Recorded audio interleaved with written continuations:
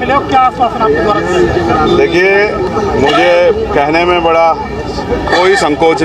जय भीम, नमो बुद्धाय। तो आप लोग देखिए, उत्तर प्रदेश में 22 साल के लड़के का कैसे हत्या कर दिया गया है। तो आप लोग वीडियो को पूरा देखिएगा, तब समझ में आएगा। और चंद्रशेखर रावण भैया जी ने बहुत ही महत्वपूर्ण बात कहे हैं, तो आप लोग वीडियो को पूरा देख कर जाइएगा। वीडियो में लगातार बने रहिएगा। नहीं है कि उत्तर प्रदेश में अब बोली लगा के दलितों की हत्या होने लगी। यहाँ की जो घटना है वो बहुत डरावनी है। किस तरह से चैलेंज करके एक 22 साल के बच्चे की हत्या कर दी गई। उसके माँ बाप ढूंढते फिरते रहे, थाने के संबंधित अधिकारियों ने लापरवाही बरती, जिसके कारण आज वो बेटा हमारे बीच में नहीं। और तो और जो आरोपी था उसको इतना समय मिला कि उसने आराम से सरेंडर कर दिया, पुलिस को गिरफ्तार नहीं कर पाई। ये पुलिस का इतना बड़ा फेलियर। उसके साथ और वो सातिर इतना है, जिसको जुनैल बताया जा रहा है, वो इतना सातिर है कि उसने 5 अन्य लोगों के नाम ले दिए कि ये मेरे साथी थे। बाद में पुलिस का जानकारी में अपनी जो कार्रवाई है, अपनी जांच में मानना है कि वो 5 लोग उसमें नहीं थे, ये उसने किसी और मंशा से दिए। इसका मतलब वो एक सातिर अपराधी है जिसने सोच समझ के ये हत्या की है। उस पर कठोर से कठोर कार्रवाई हो और फास्ट ट्रैक कोर्ट में मुकदमा चले। और जितने भी ऐसे अधिकारी हैं जिन्होंने अपने कर्तव्य के प्रति जिम्मेदारी निर्वहन नहीं किया, उन पर सख्त कार्रवाई हो, जिससे कि और थानों में गरीबों की जो के साथ जुल्म हो रहा है, वो जुल्म करने वाले लोगों पे कार्रवाई होना आसान हो जाए। सभी अधिकारियों को इसकी संदेश जाए। साथ साथ परिवार की हालत बड़ी कमज़ोर है, तो हमने परिवार के लिए 50 लाख रुपए की आर्थिक मदद की मांग की है, क्योंकि उनका जो यही कमाने वाला बच्चा था। इस बिटिया के भी 2 बच्चे हैं और उनके माँ बाप भी वृद्ध हो चुके हैं। इनके लिए भी हमने मांग की है और एक सरकारी नौकरी की हमने मांग की है, परिवार की सुरक्षा की।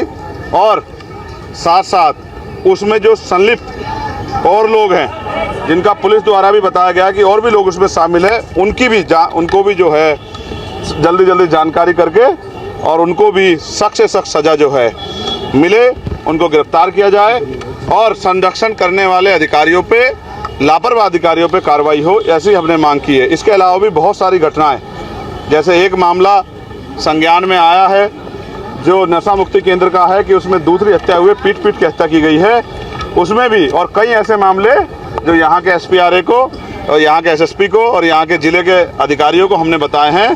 तमाम तरह से ऐसा लगता है कि उत्तर प्रदेश सरकार में गुंडों को खुली छूट मिल गई है कि वो कमज़ोर वर्ग के लोगों का जितना चाहे दमन करें और उन पर कोई कार्रवाई नहीं होगी। हम ये उम्मीद करते हैं आज की इस घटना के बाद, और ये जो हज़ारों लोग आज यहाँ अलीगढ़ में इकट्ठा हुए हैं, इनके आक्रोश को समझते हुए जिला प्रशासन, पुलिस और सरकार इनका मजबूती से संज्ञान लेगी। और अगर नहीं संज्ञान लेगी तो हमें अपने लोगों के संरक्षण के लिए एक बड़ा मोर्चा जो है जिले वाइज निकालना पड़ेगा। हम किसी भी कीमत पे जुल्म जाते बर्दाश्त नहीं करेंगे और गुंडों को सजा मिले, इसके लिए हम लगातार संघर्ष करते रहेंगे। हमारी ये मांग भी है कि लापरवाह अधिकारियों को चार्ज ना दिया जाए, गैर जिम्मेदार अधिकारियों को किसी भी कीमत से चार्ज ना दिया जाए और गुंडों की मदद करने वाले अधिकारियों पे मुकदमे दर्ज करके कार्रवाई की जाए। तब जाके मैं लोकसभा में भी और लोकसभा के बाहर भी आपको आश्वस्त करता हूं कि उत्तर प्रदेश के और देश के दलित, पिछड़े, मुसलमान, आदिवासी, तमाम महिलाओं, किसानों, मजदूरों के मुद्दों को बड़ी मुखरता से हम पार्लियामेंट के अंदर भी और पार्लियामेंट के बाहर सड़क पे भी मजबूती से उठाएंगे और गुंडागर्दी करने वाले लोगों को किसी भी तरह के संरक्षण के बावजूद भी उनकी सही जगह भेजने के लिए पुरजोर ताकत से आंदोलन करेंगे, संघर्ष करेंगे। भले ही हम लोकसभा के सदस्य बन गए हों, लेकिन हम सड़क की संघर्ष का रास्ता नहीं छोड़ेंगे, क्योंकि जब सत्ता तानाशाह हो जाएगी या सत्ता अहंकारी हो जाएगी तो सड़क का रास्ता ही गरीबों के न्याय के दरवाजे खोलेगी, ऐसा मेरा मानना है। भरोसा प्रशासन ने दिया उसे आप आश्वस्त से धरना खत्म हो जाएगा क्या? देखिए, पीड़ित परिवार देखिए एक प्रोसीजर है और हमने प्रशासन से बात की है, वो कुर्सी पे हैं, ऑन चेयर होने के कारण उन्हीं को काम करना है। हम उनको पर्याप्त समय दे रहे हैं और हमने अपने लोगों को भी कह दिया है कि अगर इसके बावजूद भी लीपापोती हुई या हमारी बात को नहीं माना गया तो फिर हम किसी भी कीमत पर पीछे नहीं हटेंगे। इस बार जो आंदोलन होगा वो अनिश्चितकालीन होगा और सबकी जानकारी में होगा, और वो आंदोलन पार्क में नहीं होगा, वो जिला मुख्यालय पे होगा। और डीएम साहब भी हमारे बराबर में वहीं बैठेंगे धूम में, जहां हमारा पीड़ित परिवार बैठेगा। अगर हमारे पीड़ित परिवार के आंसू निकलेंगे तो यहाँ के अधिकारियों का पसीना भी वहीं छूटेगा। इस बात का भी हम आश्वासन देते हैं। मैं स्पष्ट करता हूँ कि वो अनिश्चितकालीन आंदोलन हमारे नेतृत्व में ही होगा।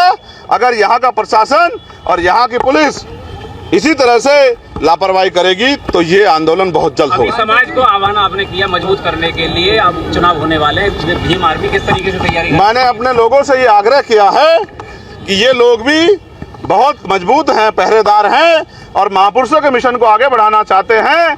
आज इन्होंने अपनी शक्ति बल से ये भी स्पष्ट कर दिया है कि अब ये किसी से झुकने वाले नहीं हैं और डरने वाले नहीं हैं। तो मैं मानता हूं कि आने वाले जो उपचुनाव है, जो खैर का प्रस्तावित उपचुनाव 6 महीने के अंदर होना है, मैंने इनसे मांग भी की है कि सिर्फ झंडा और नारे से आगे बढ़ के अब ये उस विधानसभा की बूथ कमेटी, सेक्टर कमेटी, विधानसभा कमेटी तैयार कर लें और एक एक वोट भाईचारा बना के आज़ाद समाज पार्टी के समर्थन में लेकर आएँ। और जो आवाज़ जिस तरह इन्होंने दिल्ली में अपनी आवाज़ पहुँचाई है, तो अगले 6 महीने के अंदर उत्तर प्रदेश की असेंबली में भी इनकी एक मजबूत आवाज़ जानी चाहिए, जो यहाँ के कमजोर और हक वंचित समाज के लोगों से, यहाँ की सरकार से आंख में आंख डाल के सवाल पूछे। कितनी सीटों पर लड़ाई, कितनी सीटों पर तैयारी है, कितनी सीटों पर तैयारी होगी? ये पार्टी का इशू है, मेरा इशू नहीं है। पार्टी के नेता खड़े हैं, मंत्री जी खड़े हैं और प्रदेश अध्यक्ष जी और जिले के मंडल के लोग हैं, इनका फैसला मैं तो वर्कर। प्रियंका गांधी बाईघाट से चुनाव लड़ने वाली हैं।